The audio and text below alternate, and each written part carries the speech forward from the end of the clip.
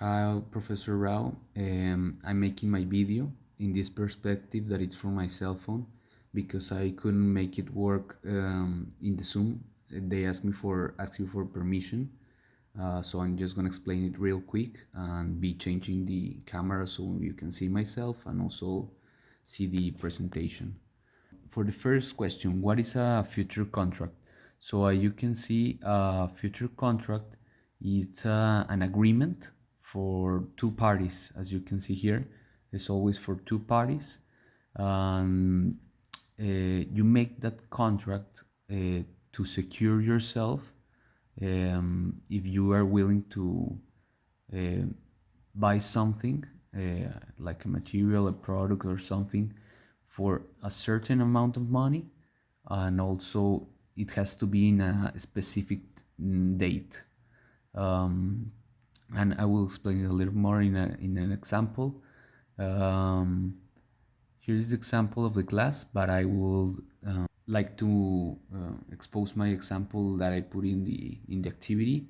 For example, if you have the, let's say the, I don't know, $10,000 that are that you want to buy from a supplier. Your company is from the US and the other company that it's supplying to you is in the UK. So you made a forward contract to secure the risk of fluctuations um, between, let's say, you put the 50,000 pounds in the specific time of 6 months.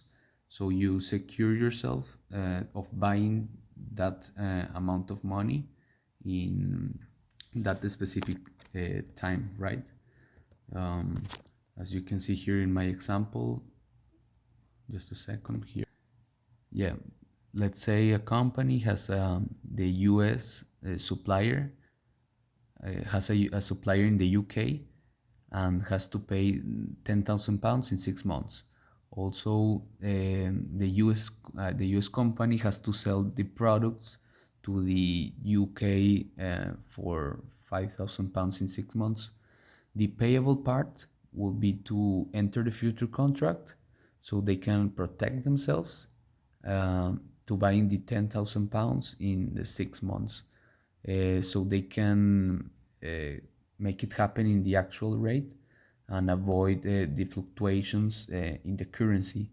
For the receivable part will be the same, similar case, but when they put the future contract, they are protecting their assets when they are selling the product, and has to be like the specific amount of money and the specific amount of time.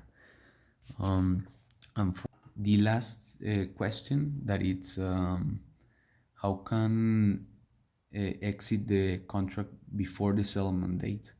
When I was reading the PowerPoint, I found about that if you have um, like a forward contract that is already made done, you have your date, your amount of money, and you are doing a payable part. You have to do the same, this literally the same contract with the same amount of money, the same amount of time, but in the seller part. But so you have those two agreements. So when you have the seller and the buyer part, they automatically can sell each other out. So that's how you can exit the future contract before the settlement is actually done.